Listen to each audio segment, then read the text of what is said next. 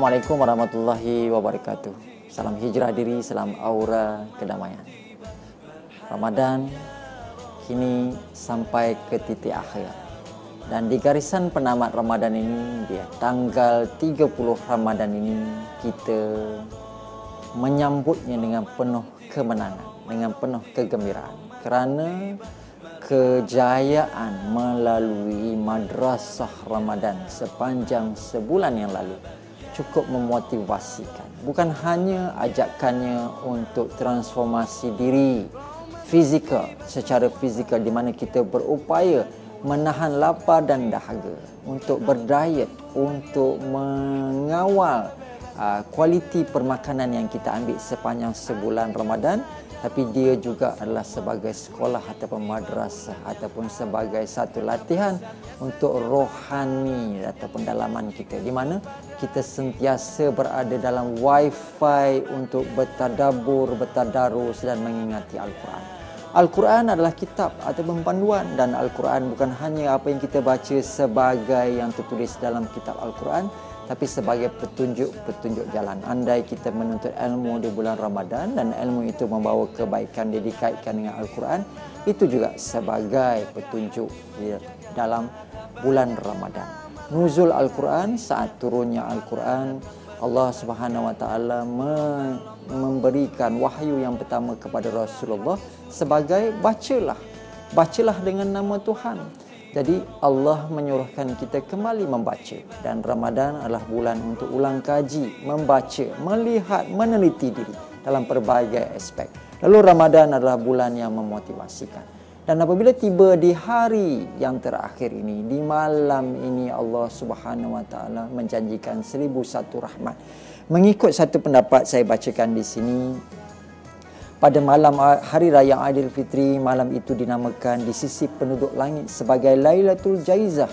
Dan di pagi Hari Raya Aidilfitri, Allah Subhanahu Wa Taala mengantar para malaikatnya untuk berada di setiap tempat. Lalu mereka turun ke bumi dan berdiri di muka-muka jalan dan lorong-lorong. Mereka, yakni malaikat-malaikat ini, akan menyeru dengan suara yang didengari oleh semua ciptaan Allah kecuali jin dan manusia. Maknanya manusia tak dengar, jin tak dengar, tapi semua makhluk-makhluk yang lain mendengar apa yang dikatakan oleh malaikat-malaikat ini. Apa yang mereka katakan?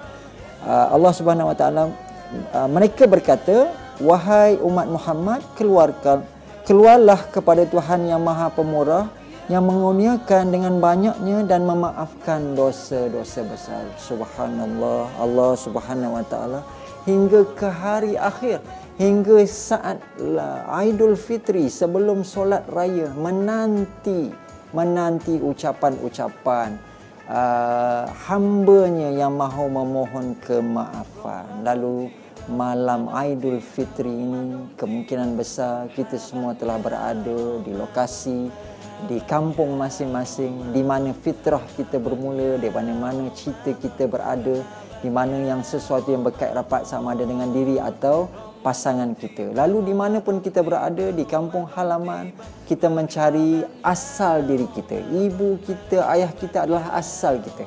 Keluarga kita, kampung halaman, rumah-rumah lama yang kita tinggalkan di kampung halaman ini adalah asal diri kita. Lalu kita kembali kepada permulaan, seolah-olah fitrah diri. Kerana itulah raya ini dinamakan Hari Raya Fitrah, Hari Raya Aidilfitri, kembali kepada fitrah diri. Lalu ayuh kembali menginsafi diri dengan meletakkan bahawa permulaan kita adalah sebagai hamba, abdi kepada Allah. Lalu di saat-saat akhir ini kita memohon keampunan Allah supaya terus memberkati perjalanan kita dan membersihkan diri kita menjadi fitrah sebersih-bersihnya.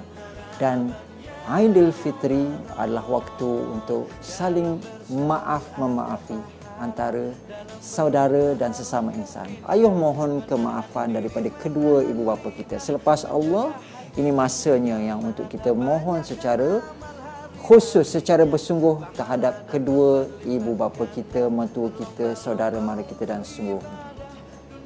Ayuh lakukan sesuatu untuk kembali fitrah. Selamat Hari Raya Aidilfitri, salam hijrah diri, salam aura kenamaian.